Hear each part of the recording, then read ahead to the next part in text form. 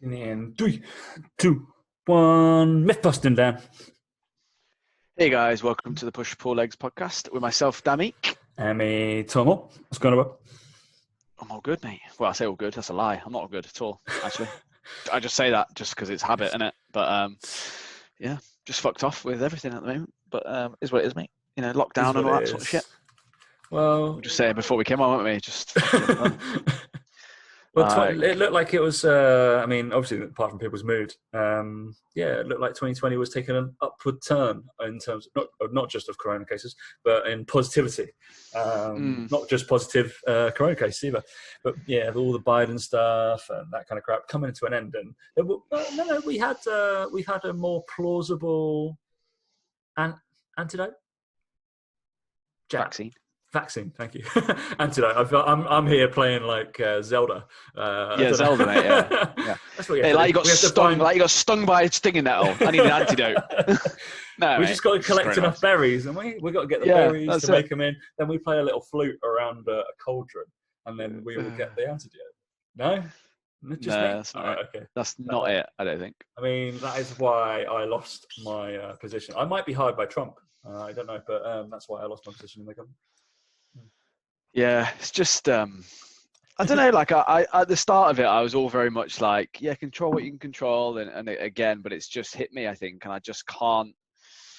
I just feel like it's just fucking dragging on, and we've got 2 more weeks of the 2 more weeks. No, the English lockdown. Sorry, Scotland have just gone into. Well, some of Scotland have gone into. Oh, it's just a load of shit. Like that's what I mean. So, but like all of it is just like just no one has a fucking clue. Like that's what annoys me. It looks that's like what's annoying me. I don't know. We don't know what's going to happen. Is it December the 2nd? They don't know. They haven't got a clue. Like they haven't got even any plan. They haven't got A, B, C, D plans. They've got no plans. They just. And this is the thing that frustrates me is like the first time, it was a bit more like, do you know what? No one knows what's going to happen because it's too dangerous to know. But now it's a bit more like you said before we came on, like the average age of people dying is 81. The average age of people dying in the UK without coronavirus being around is 81. Like, really? Like, are we really, like, here right now? I don't know.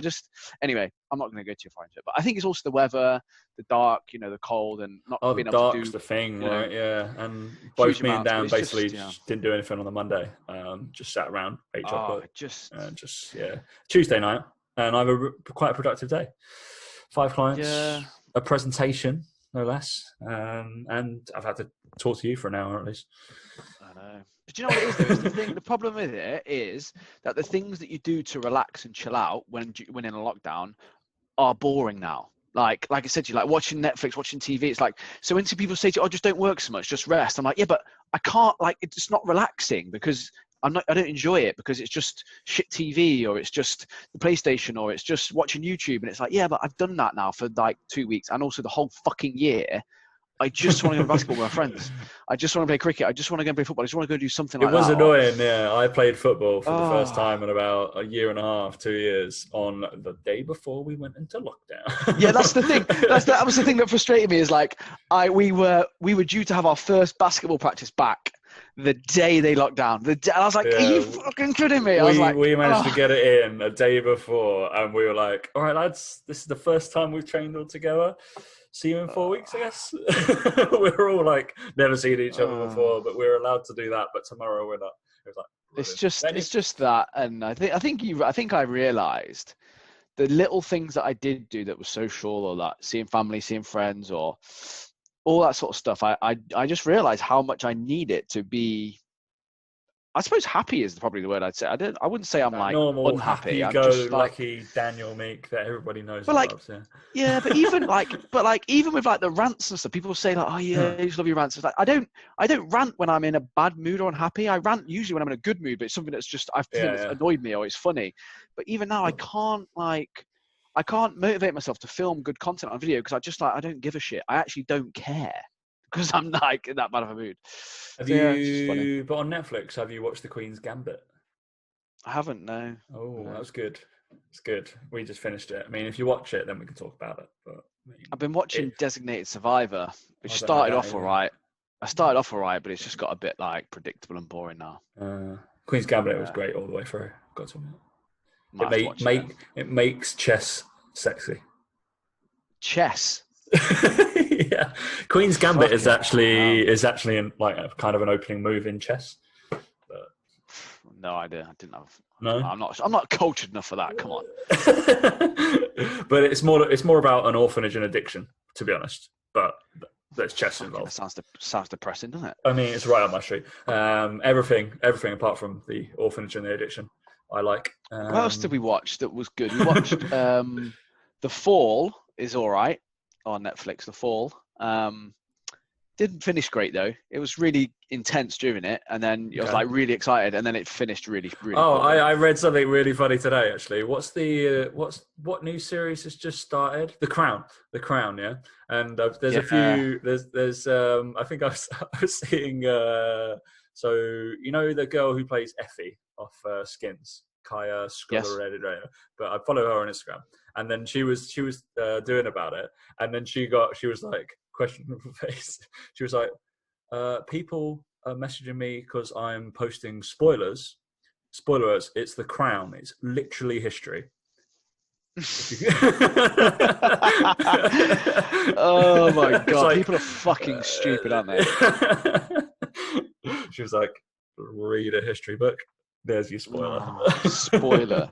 This happened alert. 100 years ago. I'm sorry. Fucking idiots. I thought it was funny. But anyway, we're meant to talk about myths, mate. So we've got... You asked... Dan wanted some content on his Instagram. So he did the classic, ask me some questions of myths, wasn't it? Myths or something? So within a myth bust. Yeah, the question was, I can't read it out word for word, but it was some... Oh, no, I can't. Turn on airplane mode. Turn on airplane mode, and I can't be able to turn it on. It was something like, what is something you've heard that you think is a myth but aren't 100% sure about? So that's why it kind of gives the whole, like, whoa, some of them are like... some of them are actually good questions, and they are myths, and some of them are ridiculous questions, and they're just, like, not even myths. They're just not even founded in any sort of science whatsoever. Because usually myths come about because there's some sort of truth to them. But then there's not. But some of these are just like and Bigfoot and stuff like that, right? Exactly, yeah, exactly that. That's what we're going to talk about for the next hour, guys. Strap in. Yeah. Spoiler alert! Spoiler alert! Loch Ness monster. Spoiler alert. But yeah, we decided as there are. That's good English, English, isn't it? Thank you. I got my 2 C's in English, thank you, and scarpered. After using that kind of old Englishy language that I was using. Yeah, we're going to do 2 to 3 minutes per myth. I think that's the maximum we need to explain anything. If we've got about 12 to 15 of them. Maybe about that, I think, isn't it? I think that'd be a fast-paced episode. I got a little timer, so I think Makes a change for us, doesn't it? I know, Jesus Christ. Should we just do the normal everybody's alarm when they wake up, so we can everybody can get super annoyed with our podcast? No, don't use your alarm on your phone. Always turn your phone off at night. Always. Don't. That's really loud now, mate. I always turn. Am I the only one that turns their phone off at night? Yeah, always. I just leave it to the side. On Apple, if you plug it, my alarm clock. I've got one of those lights that lights up, but also I've got a 5-year-old. That's my alarm clock. My 5-year-old. She comes in and wakes us up. That's a nasty way of called Laura. Jesus Christ. Yeah. It's the Laura. Laura wouldn't fucking know. She ain't go up that early. It's always me. Don't worry about that. But with iPhones, if you plug it in and then turn it off, it stays charging while it's off overnight. Because most people always try. They turn it off and then they plug it in, and it's like, no, that turns it on. But I always turn it off. I don't like the thought of having it on all the time. I think it fucks your battery up. But also, Mike's in Dubai. In my luck, he'd probably fucking text me or ring me at 4 o'clock in the morning. So, I have dabbled with my Alexa being my alarm clock, but I find her too abrupt. The other thing I want to try and get an habit of, and the one thing I fucking hate about this year is that everyone's on their phone all the time, which is like, obviously we're just going to be, but it's really annoying me because I find myself doing it all the fucking time, and it's a habit that because it's happened all year, I've really got into that as a habit. Do you know when like before you used to do something, you just go, oh no, come on, stop doing that, silly. I'd leave your phone behind somewhere. You just do everything on your phone now. Like I find myself every 2 minutes checking my phone to do something or for entertainment. I need to get out of the habit. But anyway, the reason I started doing it originally was turning it off, was so that in the morning when I wake up, I don't look at my phone and go, I've got loads of notifications. I have to actually turn it on. So like I've tried before this year kicked off, obviously, getting in the habit of like leaving it off, having breakfast, having a coffee, playing with the dog, seeing Isabel, chatting to her, whatever, and then turning it on. And it started off really well, taking 20, 30 minutes to just start your day without having someone else dictate it to you. And then obviously with everything that's going on, you just fucking turn it on straight away. I really need to try and get out of that habit. Yeah, I think it would help every day. All the COVID walks, and if I'm going to the shops or anything like that, I will always leave my phone at home. So if I'm going to Waitrose or if I'm going to shops, I've got to pop out to something, or we're going for a walk for a coffee, stuff like that. Yeah, watch, phone is obviously Apple Watch. I'm not randomly keeping the time. But yeah, I really want to try and just be like have like hours in the day where I kind of am on it and stuff. But I think at the moment it's just so fucking everything's on it. Everything. Right, because again, that's how we're socializing now. Yeah. Exactly, anyway, sorry. Anyway, so first question. 3, 2, 1. Let's go. First question was the myth, or is it a myth or not, about 3,500 calories equals 1 pound of fat loss. So this isn't really a myth per se, because in roughly 1 pound of fat would be roughly 3,500 calories. Now, 1 pound of fat, or 1 pound of body weight, isn't all fat that you lose. You lose a little bit of like extracellular tissue, cellular tissue, like all this sort of stuff. Basically what happens when you lose body fat is you lose the fat from inside the cells, which has a little bit of water in there and stuff like that, but you actually leave the cells behind. Anyway, long story short, it's a rough guide to how much weight you're probably going to lose. If you're in a 3,500 calorie deficit, you lose roughly 1 pound. Now, calories in, calories out is the fundamental rule of fat loss, but it's obviously a very changeable system. Your body's dynamic in that you will not always burn 2,000 calories a day. You will not always eat 2,500 calories a day.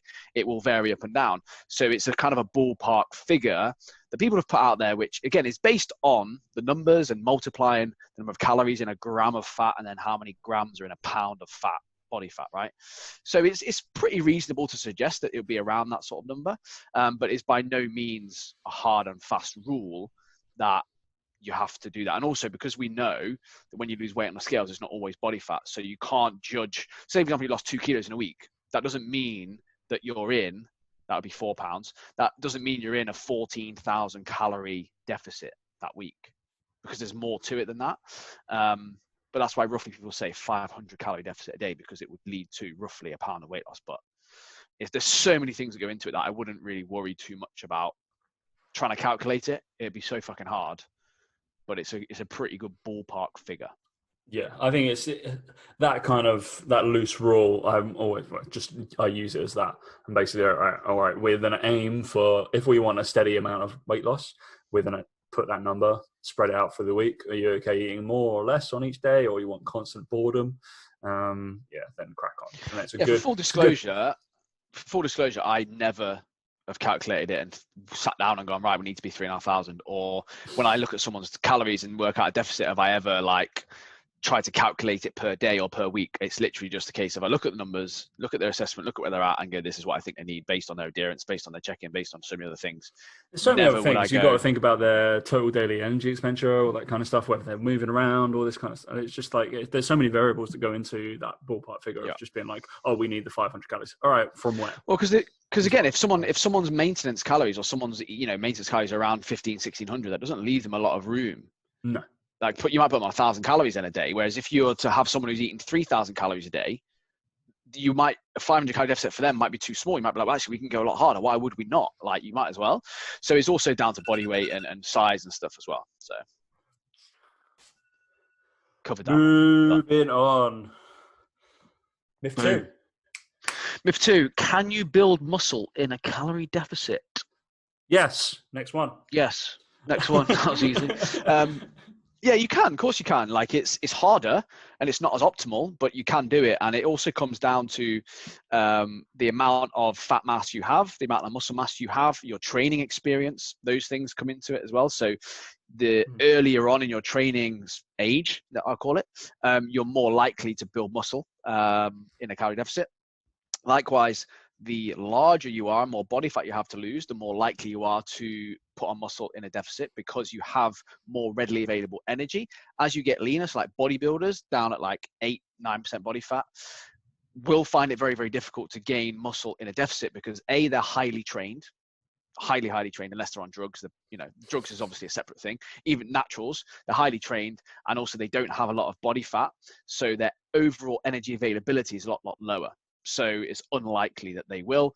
Someone like myself, after this year, for example, of not really training very much or very hard, next year, I could gain muscle and lose fat at the same time because my body will respond very, very well to it. So there's so many factors that come into it like that. But as long as your protein is high enough and you're training hard enough and you're training for strength and you're getting stronger, you have more than enough potential to be gaining muscle. Yeah, the interesting argument here is this is one I've pitched to a fellow educator. I guess we've had this back and forth slightly because he would always say that, and I'm fall on this side. So if you're ended, he would be like, you can basically get there on a maintenance. He reckons that you can get there on a maintenance, but you can't gain muscle.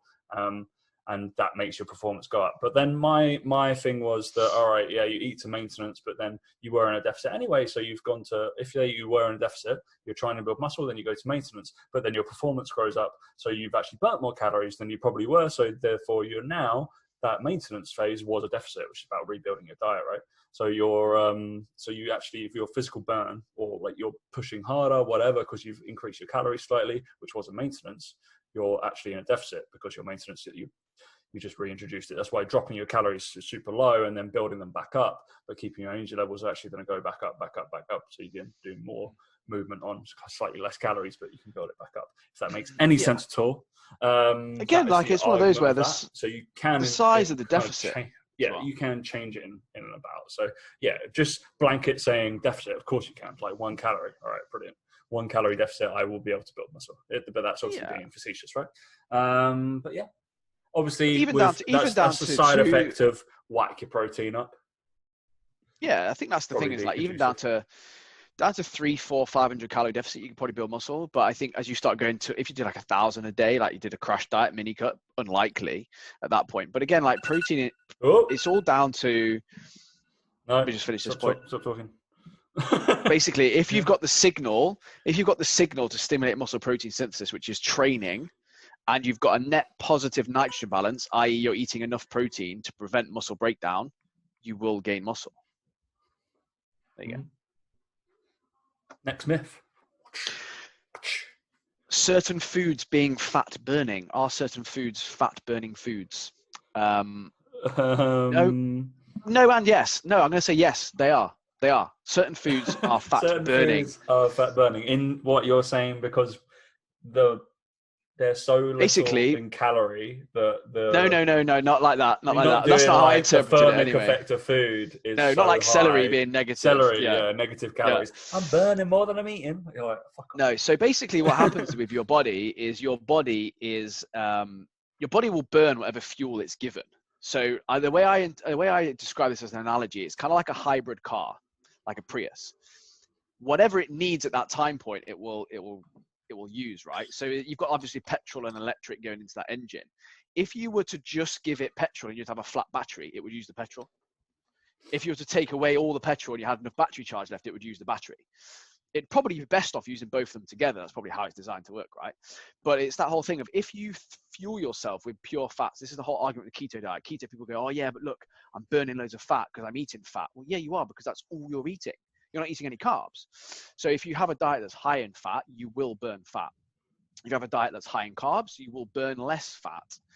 But over the course of the day, it will always even out so that if you're in a calorie deficit, you will then burn fat when you're sleeping, for example, things like that. But basically with that whole thing is it's just because you're burning fat as a fuel, your body is burning fat as a fuel, which you can test quite easily using a Douglas bag, using in research in labs, they can do it very, very easily.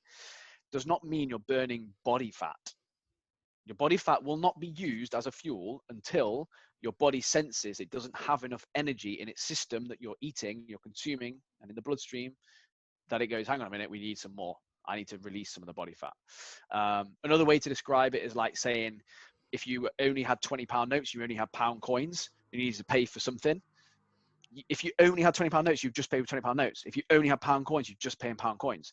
It's that thing. Whereas if you had no money at all, you'd have to go into your bank and take money out. That's your body fat, is at the bank. It's not about what you've got in your hands and whether you go £20 note or a pound. Like if you had loads of £20 notes and you have to pay for something, you wouldn't go to the bank to try and get some pound coins out. You just use the £20 note. Same sort of thing.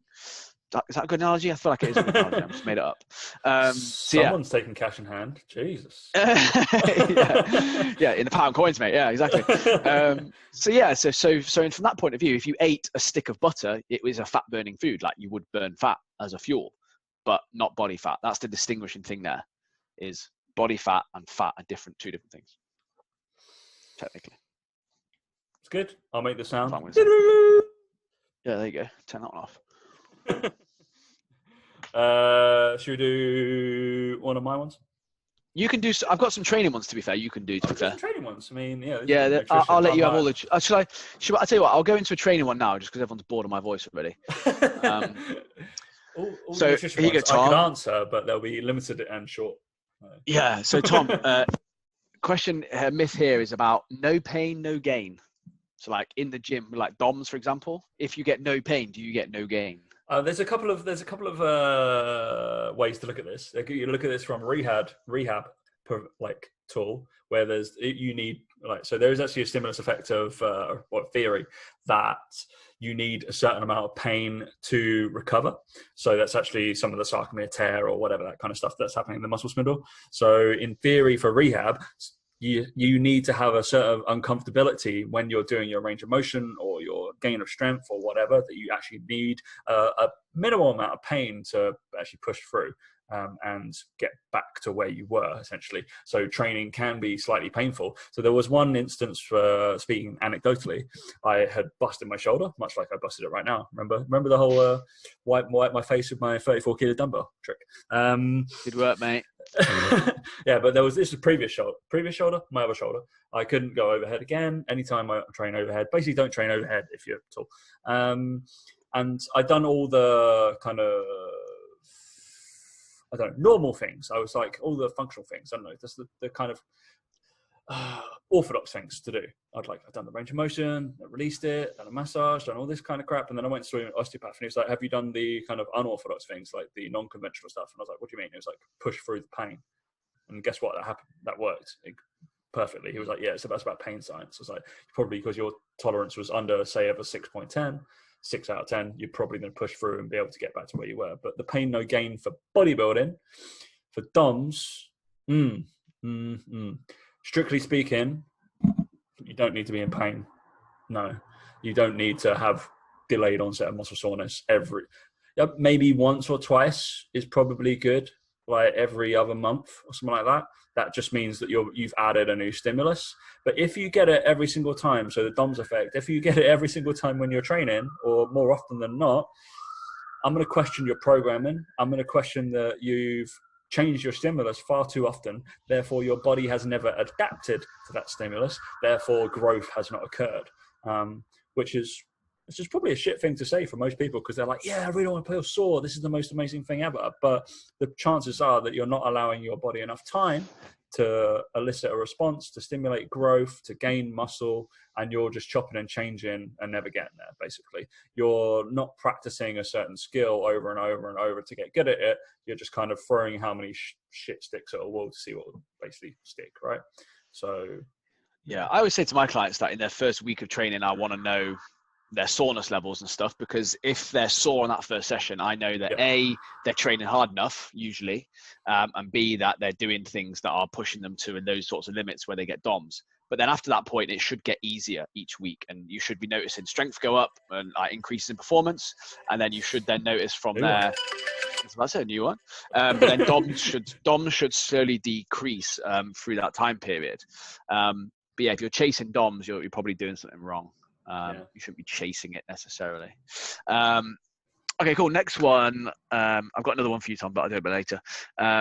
Going vegan is healthier for you. So we should probably all be eating more plant-based foods. As a country, as a whole, as a population, whatever, we should probably all eat more plant-based food. That's pretty much a given. I think most people can agree on that. Being vegan is not healthier for you than eating animal-based products, for example. There's no benefit above and beyond, like I said, including more plants in your diet if you ate animal products as well alongside it. But the reason that most people feel healthy or feel better on a vegan diet is for two main reasons. Number one, they start eating more fiber and more nutrient dense food because it's plants, right? So straight away, you're going to feel loads better. You're going to feel probably more energized, all that sort of stuff. The second thing is that because you go vegan, you massively limit your food choices. And because you have a massively limited amount of food choice, you naturally reduce your calorie intake because you just don't, certain foods are off limits to you because it's an ethical reason to eat that. So by default, you then lose body fat or you lose weight. And then by doing that, you feel better. Like all my clients who lose weight, eat animal products, they always feel better once they lost weight. They feel more energetic. They sleep better. They have more energy. Well, yeah, that's going to happen on the vegan diet because you've lost weight as well as the other bits involved in it. So it's by no means healthier to be a vegan. It's healthier to eat more plant-based food and to lose body fat. But then any good nutritionist or online coach would recommend that alongside eating animal products as well. So yeah, that would be my take on it. But again, if you're going vegan for ethical reasons, like hats off to you 100%, we've talked about before. But the reason it's healthier is because you eat more plant-based foods, you reduce your calorie intake, and you probably then, as a byproduct of that, are losing weight and you're in a slight calorie deficit. There you go. Done. I mean, Tom's getting vegan next year, brother. Just let you know. No, I'm still interested in the whole plant-based thing because we talked about this before. And does legally, does plant-based just mean like majority it's plant, and then you can crack some meat in there? Yeah, so plant-based just means that, yeah, like I think if realistically, if we just look at most people's diets, it's a weird one, isn't it? Like I'm plant-based, it's vegetables, fruit. See, like restaurants saying they're plant-based, but everything's vegetarian in there, and I'm like, all right, well, that's that. I agree that's plant-based, but you can still be plant-based. Like I'm 70% plant, 30% meat. Oh, you can. And this is the thing is, I think people need more I would plant-based argue foods. I would be that I'm plant-based. But I would also argue that I would be, and a lot of my clients are as well. Yeah. I think if like I say to most of my clients, I want you to get in a piece of fruit and veg at every meal, if you can. So that tends to mean that if you have a piece of fruit at breakfast, you have a salad-based lunch, let's say with salad or some sort of vegetables that are cold maybe on there, and then at dinner you have 2 portions of veg. That's pretty much plant-based. Like if you're trying to do that, that's going to be, you're basing your meals around some plants and things like that. I think technically you might need to look at having you might need to look at having like 1 day a week where you just go completely plant-based. But for example, like this week in the Gusto delivery we had, for example, I think I got like a halloumi, smoky halloumi wraps or something like that. And again, it's like the first time in a little while we've not had any meat in one of the meals, but it doesn't mean that I've like turned vegan. It's just like I just fancied it because it was nice. You just see Dan like clawing at the fridge for some bacon and just like, Laura, let me have it. Yeah, let me have it. Yeah, I just stealing Isabel's like, whatever, Billy Bear plant-based. ham. The reason it's become. Oh, she's eating that. Don't worry about that. She loves eating salmon. But yeah, I think with that, it's one of those where the plant-based thing, it's again, the reason that restaurants caught onto it is it's marketing. It's just marketing. Yeah. It's so that they don't have to come to a vegan restaurant, you know? Quick. Go. No, he's straight in there, aren't you, with that? Like, don't do that. No, we finished like a minute ago, mate. Sorry. Right. All right, we'll get them done quickly. Intermittent fasting is magic. Is intermittent fasting like good in any way, shape, or form? You can answer that one. Can I? Yeah. Intermittent fasting is a tool to help you control your calorie intake. Yeah. There you go. It's not magic. It's not magic. It doesn't do anything crazy. I think what I would like to know if there was any, what your blood levels and lipid levels or energy levels are all the way through the fasting stages. I would quite like to know that in terms of, and even if there's any more energy expenditure than normal during a fasted state than not. I guess it'd be pretty regular. There's no, obviously, I don't know if this is another myth of like, what's the crappy state of like survival mode? Thank you. You're not going to go into survival mode within probably intermittent fastings, probably a 16-8. So I'd assume that people are not eating for 16 hours of the day and eating for 8 hours a day. That does not mean you have to actually eat non-stop for 8 hours a day. That's the thing, isn't it? It just means probably you eat all your calories in 8 hours of the day. and then you don't eat. By the way, the 16 hours does include sleep. So after that, it becomes a little bit easier, doesn't it? So I think, yeah. I mean, speaking from experience, some people, I have actually done intermittent fasting for 2 months solidly on the premise of the 5-2 kind of diet, but I did it more like 4-3 or like day on, day off. Because I came out of my bachelor's degree as a chubby little fucker and didn't really want it to stay like that when I entered my master's degree. So I did 2 months. Obviously, I wasn't working. I was a lifeguard, so God help anybody that was sitting on top of like in the pool at that time when I was on 400 calories, I think, on my fasting day. So my fasting day would consist of like one egg, some like Danish loaf bread, some couscous, and some chicken, pretty much. And it was fucking terrible. An egg, a sole egg. Yeah, an egg. How bad is that? I cracked through 5 in my scrambled egg the other on Sunday, I think. Yeah, so that was pretty bad. But guess what? Felt like shit. And it worked. Lost a lot of weight in 2 months, as you can probably imagine. I bet you fucking did, yeah. And I wasn't training very well, so I didn't really have much to lose. Yeah. So, yeah, it's not a magic. It's just an easy way, especially for my mindset, was like more like, I'm just going to do this. These are my simple rules. I'm going to follow them. I use it for those people who need simple rules to follow. It's like, you're allowed to eat here. You are not allowed to eat here. That's it. It's really good for people like that who again, some people, if they're obsessed with food or whatever, they just become someone who doesn't eat between these certain times. Oh. It's a good way for them to get out that mindset. That's a good one. I like it. I think it's probably how a lot of people. I think it's how a lot of people, if we're honest, I think hundreds of years ago, hundreds. What am I saying? Fucking thousands. Long time ago. Probably how we ate. Yeah, Victorian times. Why not? Yeah, I think it's. I like it. I skip breakfast regularly. I like it. Yeah, I mean, I was saying. I think we've said before how you skip breakfast. So Chloe generally only has like a digestive biscuit and like a coffee. That's her breakfast. That's a solid breakfast. Basically, just skips breakfast. And I would normally have a nice breakfast, but I will quite happily like skip lunch. I won't eat that much in the middle of the day, and I prefer to have it at the end of the day. Yeah. So I'm like, all right, I fasted, really. I'll quite happily just plow through that. Whereas some people so my housemate, for example, likes 3 solid meals, and even though he's putting on weight, and he knows that, but he's very set in his ways of, I've got to have my 3 solid meals and probably a snack at some point. And I'm like, you don't have to do that. I was like, it's perfectly acceptable. It's like, oh, but it's unhealthy not to eat lunch. I was like, no, it's absolutely fine. You can do whatever you like. Are you going for the Olympics? No. All right, then it's probably not too bad, is it? Yeah. All right, next one, mate. The next one is this is quite an interesting one. Eggs being high in cholesterol and meat/eggs causing inflammation. Is that bad? I'll be honest, like the whole meat and eggs causing inflammation thing, I'm not like 100% like gonna say it doesn't cause inflammation, that sort of shit. But doesn't all food cause inflammation? Yeah, I was about to say any food can cause inflammation. Like a lot of fibers cause inflammation of the gut and stuff like this. Also, like I said on my, I was incredibly gassy yesterday. Thanks, mate. It's nice. But I think I also said this on the story that I did about this. Is that training also causes inflammation, and that's not bad. Like there's not bad. All inflammation isn't bad. Is what I sort of said to that. So yeah, just because there are anti-inflammatories, guess what? We want the inflammatory response to happen, most likely, in injury. So we want that to happen because that means it's going to get better. That's how you get better. Yeah.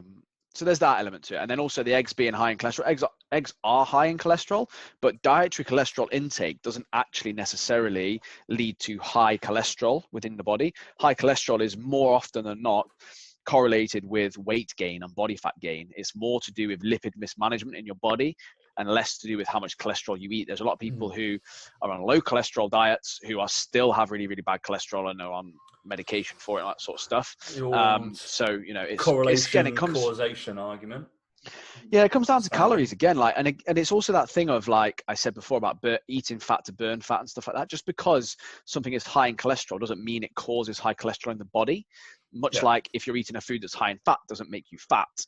It depends on how often you eat that and the calories and all that, and then causes weight gain. But the majority of these issues that you see, whether it's blood pressure, whether it's high cholesterol, whether it's diabetes, they're diet related, and it's to do with too many calories. At the end of the day, like the problem within the body and the mechanism that causes them, like like I said, lipid mismanagement or blood glucose management, that comes about because there's too much of a bad thing in your body, which is calories, and that causes excess body fat, that causes more lipids to be circulating in the bloodstream, more glucose, because it can't go anywhere because there's too much fat there. That's what it comes about from. So again, it all relates back to, if you go in a calorie deficit and lose weight, there's no surprise to me that people who have high blood pressure, diabetes, high cholesterol, usually combined, you very rarely have just one of them. They're usually all negatively related. And that's why you then, when you lose weight and go on a calorie controlled diet, you usually see improvements in all those things. So don't panic about it. It's only calories. Calories are king. Shock. And I won't go into like HDL and LDL and lipoproteins. It's just not worth it. It doesn't matter. Don't worry about that sort of side of things. Because again, that's only something you need to worry about if you're overweight and your diet's really, really shit. Don't eat eggs because they're high in calories, not because they're high in cholesterol. Like, don't eat too many of them. Have a couple of poached eggs on some Marmite on toast, and you'll be fine. Don't have like McDonald's. Ooh. Right? There you go. Easy. Right, next one, Tom. Your question coming up, mate. Mm-hmm. You can't progress using machines in the gym. So basically, the question was, that's all I've written down. But basically, the question is like machines being inferior to free weights, I think, is probably the sort of the question. You can't see good progress using machines. Okay, you can't see good progress using machines. I am Captain fucking move like a human and everything, but disagree. You can see progress as much as you want using machines. If you can overload muscles, you can see progress. You can crack on. If the machines, the only thing you're comfortable with doing, and you feel like it's easy, it's quantifiable, it reduces the risk of injury, it's super simple, it's safe, like people are far more comfortable going to that, doing a little machine-based circuit, you know exactly what muscle groups being used, the chances are you're not using compensatory movements, crack on. You will probably build a better physique, not a better moving physique, a better physique than the person who sucks at trying to do some functional fucking shit training. So 1000% yes, you can overload, you can do strength training, you can do hypertrophy, you can do muscular endurance, as long as the machine is decent and follows a certain strength curve of the muscle or resistance profile. I'm not against that fucking shit. Doesn't really matter. As long as you're working hard, crack on. You can do machines. I use them as supplementary stuff. I usually use them near the end of my sessions to tax out muscle groups that I want to be used or have been using on certain free weights or stuff like that. So maybe I've had a lower and upper. Like I normally do full body training with not nearly all of my clients, but if there's a particular muscle group I want bringing up, I normally default to a machine and say I want this movement to get better. Because I'll be like, I want this row to get better. I want your rowing power to be better. I want you to get to better at a pull-up. Guess what? They're going to be on some sort of seated row machine on the back end of their session. Any trainer who who dismisses them entirely just shows that they don't know that much. Because like Tom's example there, like I always use same example, someone's struggling with their deadlift and their upper back isn't strong enough to hold the weight, but their legs are strong enough to get off the floor, but they can't finish deadlift. You don't just keep deadlifting. You go, no, actually, let's do some machine rows. Let's get your back and upper back really, really strong. That's going to then affect your deadlift and make you stronger and move better, as you said, Tom. So there's definitely a time and a place for them. And actually, if you're looking to improve a physique, 100%, like Tom said, if you get fatigued towards the back end of a session, you don't want to be doing bent over rows. You want to be doing seated rows with the machine fixed in and you're controlled. You don't want to be fucking your lower back up. So it's again, anyone who says otherwise shows their lack of knowledge, to be honest, and also just like I said, a complete lack of understanding of how to improve the human body and know that the pieces make up a whole and all that sort of stuff. Yeah, I just think, especially, I don't know, I'm probably the biggest advocate of free weights and moving around and cables and all this fucking shit and how I train as athletes or whatever. But I will still spend time and I see their place and I still use them. So I will never be like, no, you must never use this machine. I'm like, guess what? You can do unilateral training on them.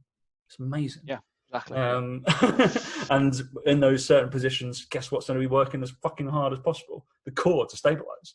I was like, they're all going to be some sort of anti-rotational, anti-flexion, or anti-extension machine, because that's what has to happen. If you ever noticed on a single leg press, then you're having to keep really hard to keep your pelvis in line on that other side, because that's just what your body's wanting to turn and push out that way to externally rotate through your hip. That's what it wants to do, but you have to fight against that. So chances are we're probably getting stronger obliques as well. So I mean, mate, you alarm went off ages ago. I know, sorry, that was just actually a thing I could talk about. Yeah. Here's one you can talk about, because you'll know the answer to this one. I'm sure you will. I can't remember the exact question, but the question was something along the lines of, is it true that you need to drink a pint of water in the morning to activate your metabolism? What? All right. Sorry, to activate it. Yeah. I'm going to go for false. Yeah, that's false. That is a myth. Like I said in my story, I said if you're breathing, it's at least a litre. By the way, that's why I've got exactly. One of these big it's not a pint; bottles. it's a litre. Litre. We've moved into the metric system recently. Yeah. No, of course not. I don't know who said that or how that's come about. They might be trolling you, or I don't know. No, I think they asked because if someone's probably said it. Probably someone said it. It's probably one of those, like, you have to do this, or like the apple cider vinegar. You must drink a pint of apple cider vinegar with lemon berry juice. And because the metabolism can't be seen, it's so easy for people to say, oh yeah, you need to do this to activate it. Of course they would say that or whatever. But the reality is, it's like COVID. It's rife at 10 o'clock. So yeah, it's like if you're breathing, your metabolism is activated. If your metabolism was deactivated, you die. So it's like where are we burning energy? Where is that coming out? Your metabolism burning as energy through your breath. That's why it's so warm, amazingly. So that's probably Wow, that was only like 90 seconds. Well, that was quite easy, that one, to be fair. Was it? I don't know. Grams of protein. Sorry, I was setting my alarm. There we go. Grams of protein needed to spike MPS. So the amount of grams of protein you need to spike muscle protein synthesis. So that is the amount of protein you need to eat for your body to signal and go, right, we need to build muscle now because I've got enough protein. So it's going to vary based on body weight alone. So like someone put in the question, like I've heard it's at least 20 grams or something like that. It will usually depend on body weight. And I would guess, if I had to guess at a rough number without looking at literature straight off the top of my head, it would be around a third of your body weight in kilos. So if you're 75 kilos, it'd probably be a minimum of 25.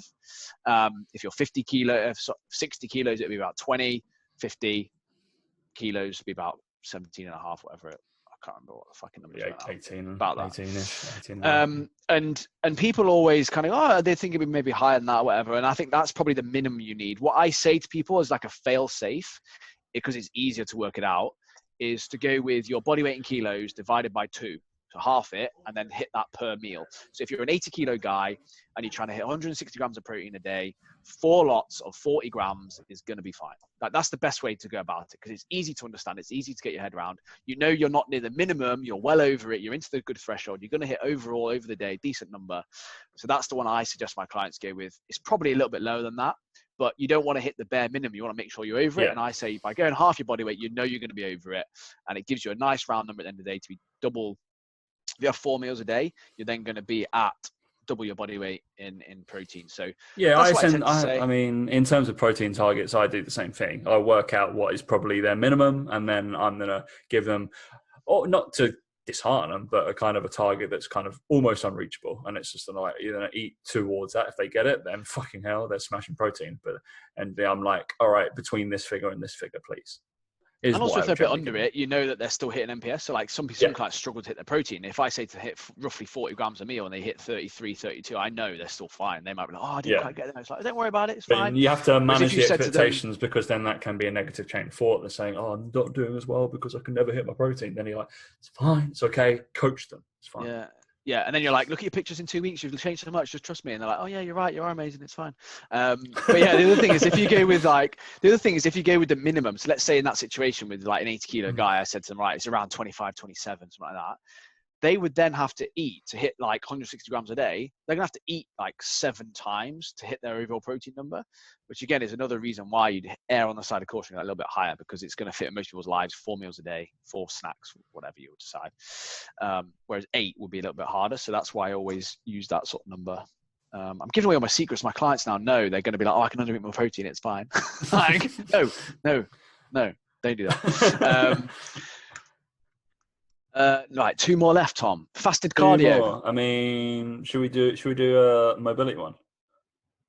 If you want, yeah. Do you want to do one? Then? You can just finish off just rattling through them at the end if you want. I've talked a bit. You can just do 3 in a row. Excuse me. It's up to you. It's up to you, mate. You go for it. Probably just go on. It was only because why am I on insights? I've got to go on my saved posts, Daniel. I love a saved post. I love a saved post. So many. I surprised myself when I get back in there. Yeah, no, I'm like, oh, I remember that. Yeah, that's a good one. I'll rehash this and make it my own content. All right. We've got, so there's mobility myths. So these aren't, I'm going to talk about these, yeah. So myth. So this is basically the disease. This is, there is actually no link. So this is not a myth. This is just science, okay? So they're going to be in terms of mobility training. So there's actually no link between mobility training and injury prevention in any scientific literature, which is, I think, fairly surprising. But I think we can talk through. I think it's surprising, but only because you'd expect there would be. But also, I think with that, it's such a hard thing to measure. Correct. Like, what's that study going to look like? Like, how do you standardize things? It'd be like, all right, this person did mobility training for a while, and then we decide to rugby tackle them all, and then it's or put this amount of Newton force through this hip joint in a bad valgusy way, so their knee would buckle. And this person with all the mobility training did really well. This person who did hypertrophy training did really badly. That'll be the study. Yeah. It's probably unethical, but probably. Yeah, probably. But it's an interesting one because mobility has obviously got the nuance of being stigma of being, oh, you're just doing that for injury and your rehab and stuff like that. So they only do that usually on rehab. You don't do it as prehab movements because that's loading, as we know that strength training is actually the best prehab you can never do. Rehab, yeah. And for mobility, but injury prevention, that is probably what you're doing at strength training. Rehab is mobility because usually when a joint shuts down or gets injured, that's what it does. Like the muscles around it goes, yeah, you're not moving because I need to recover and I need to make you back off that range of motion because that's pissing me off. That's exactly what your muscles do. So they get essentially shut down that joint so you can't do any more damage to it. Not it's still hurting. Yeah, it's pissed off because obviously something you've done has fucked it up. So, or over time. So that's what happens with that. So there's an interesting link. But yeah, mobility training does not equal injury prevention. Yeah. All right, move on to another one in mobility. We can crack through these 3. So there is zero evidence that gaining muscle means concurrent loss of mobility. So muscle bound. So Mike, for example, he's probably a good example of this. He's a fairly muscular chap. I would hazard a guess his mobility is pretty shit. Mm-hmm. But we would also guess that his mobility has always been pretty shit. Yes. Not because he has had gains in muscle.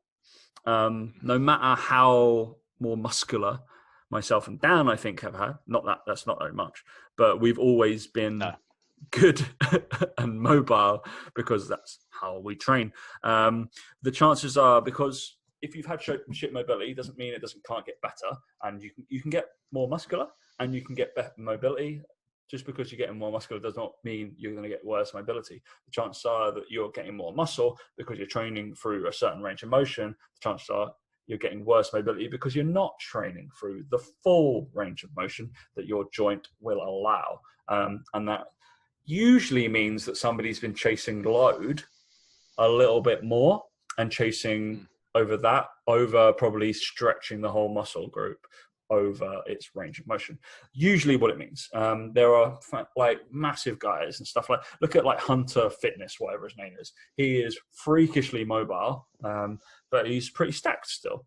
There's plenty of guys that can move, and you look at some of the NFL guys, they can fucking move and they're pretty mobile, but yeah, they're stacked as fuck. It's not just because you're muscular does not mean you need to be immobile. They go hand in hand because that's the muscles basically just move the joints. That's all they do. They can impede, but yeah, it's not cool. I think those two are done. Yours, Dan. Yeah, what's the last one? Oh, you want me to do one? Yeah. Fasted cardio, myth or real? It definitely exists. So it's definitely real. People do it all the time. People do it a lot. Whether it's more beneficial or not, you can do it if you want to do it. You don't have to do it if you don't want to do it. No, it's just a preference thing. If you don't like training on a full stomach, don't. If you like training with fuel inside you, then do it. Simple. It's literally as straightforward as that. I wish I could make it more complicated, but it is literally that simple. I will always ask my 7 a.m. clients if they've had breakfast. And I don't really care what they said. Guess what? No. I'm just finding out what they've had for breakfast because I've just eaten a nice breakfast and want to talk about my breakfast. It's so like I think it's one of those things where it's like the next question is a bit about like eating before you train, all that sort of stuff. Let's go into that one. Let's reset the 3 minutes. So is that a cover? Yeah. No. Yeah. Yeah, let's go. Yeah, that's fine. Yeah, go. So basically, so the next question was working out before you eat. Does it burn more calories if you work out, get fasted, work out? Okay. And actually, actually with that, the answer is no. It actually is less because there's a theory that obviously not theory, it's true. If you have calories before you train, that you have more readily available energy to then train harder in that session to burn more calories in that session. Now, it doesn't mean anything if over the day you eat the same amount of calories. It doesn't make any difference. But this is the whole thing with fasted cardio and fed cardio comes in. It's like, actually, if you were to do fed cardio and burn more calories in that session or run quicker or burn more calories because you ran quicker, or you could go for longer, is that better or worse? Like you've had the calories, you've not had the calories. But again, the reality is it doesn't make a fucking difference over the course of the day. What matters is that you train hard. Now, I would always recommend for the majority of people that they eat before they train because they're going to feel some sort of benefit from that. With the caveat to that being that if you train first thing in the morning, you might not want to. And that's fine. If you're used to that and it fits in your day there, fine. Not a problem. But I find the majority of people who, even when they're dieting, you can put them on a certain number of calories. You say to them, I want you to have, out of your 200 grams of carbs, I want you to have 40 or 50 of them before you train, hour and a half before you train. The amount of them that go, oh my God, I feel so good in my sessions, I train really well. Then the amount of them who try and hoard all their calories for the evening and eat really light protein, fat through the day, get to 2 o'clock, try and train, and they're like, I feel like shit. I'm like, yeah, because you don't have any ready available energy. I'd rather you move those carbs before you train. So that's why, again, if you speak to a lot of bodybuilders and stuff, they'll put a lot of carbs around their training session, eat a lot before they train, so they have that ready available energy. So I would actually recommend you go into sessions fueled so that you can get stronger, gain more muscle, feel better about it, and then be hungry later on in the day. But right, so there was a piece of literature, I'm not too sure who it was by, and then I hazard a guess it was Schoenfeld or Krieger, because it's just the research that they probably fucking do. Because it usually is. Yeah, they have the largest amount of funding, so therefore they produce the most solutions. And it was done on pre, post, and intra-based kind of protein and uptake or intake. And basically the pre and intra showed greater gains than the post protein. Basically, they'd be almost fasted before, so they're not eating anything and then having their meals or shakes or whatever post instead of having it before or during. So because the uptake's already there, so the energy, they probably trained harder. They're probably like, even though they're still doing the same workouts because that was what they were doing. Yeah, high money. Yeah, but because you've had the energy intake pre or during, and the energy's there ready to be used. You kissing your dog, and yeah, I'm kissing the dog. They've well, not on their lips. Dan, I'm on Zoom, and Dan's making out with his dog. Oh, by the sea. Yeah. Well, she just walked in the room. I haven't seen her for about an hour and a half, so I just thought, you know what? Oh, bless you. Bless you. She just But licks anyway, my face. It's not really a kiss, is it? She's just licking my face, mate. I saw you looking back. Basically, Dan's been French halfway through this. Yeah, basically, if you want to do pre or during, you generally have more gains because you train harder. Not because because the calories are pretty much the same in the meals. Well, they were the same because it was a fucking study. But yeah, they trained harder, so they got more muscles. Generally happens. Boom. Yep. Right, you got last one? That's it. No, that was it. That was the last one. That was the second. That was faster cardio was one, and then working out before you eat was another. Done, mate. Boom. I think that will end this show, mate. Actual content for a change, rather than us just rambling about shit. Yeah. If you made it to the end of the episode, well done. I've got a webinar happening Thursday the 19th at 7 p.m. British time, GMT, whatever, blah, blah, blah. I think we're already at about 150 signups. So obviously there's going to be less people in this one because the last one was about business and this one's about training. Nobody needs to know about that. So yeah, it normally happens. Business ones and nutrition do better than training, but it's what's going to set you apart there if you know how to help people at home when they train. Exactly. I mean, this one's good. This one's good in terms of we're going to talk about that, but probably if you're going to, go to both obviously, but the next one, I was actually writing this. I was like, yeah, this is probably the top.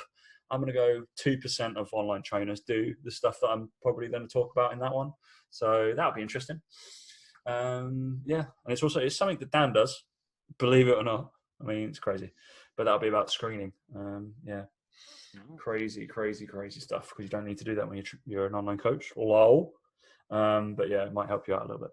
But we're talking about changing gym-based workouts to home training-based workouts, and actually discussing. I'll be doing a needs analysis live. Shit. Check you out. I know. I think that's a massive thing. People are like assuming that people are working out at home, but then I'm like, I want a video of you doing that. Like, send me a video of you doing that. Like, I want to see a video of you. Like, so you can do band pull aparts. I want to see a video of you doing it. Crack on. Show me that. What's that? Show me that video. Shit you just did.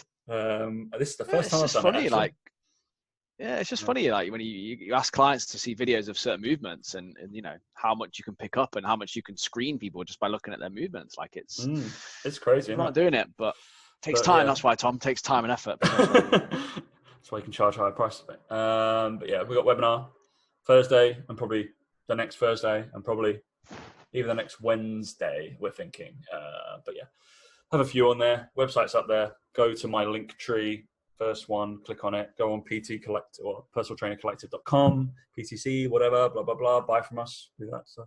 Yeah. Daniel, any other biz? Not from me, no. Anyone who's anyone who is interested in doing Blitz in January, we are next week doing a pre-sale for spaces. And if they all go then, we will not be selling them again in January, for example, but it starts like the 11th of January. But yeah, you can secure your spot if you want to lose. I think the last winner, the female winner, lost 31 pounds in 8 weeks, and the bloke winner won. I think he lost 33 pounds in 8 weeks. Yeah, crazy. So if you want to, like say, secure your spot on that, then again, as Tom's said, you can go to my link tree and you can join the Blitz waitlist, and you'll get all the information next week. Nice. All right. Yeah. Beautiful. Lots of stuff happening. All right. Thanks for listening, guys. And we will catch you next week. See you later.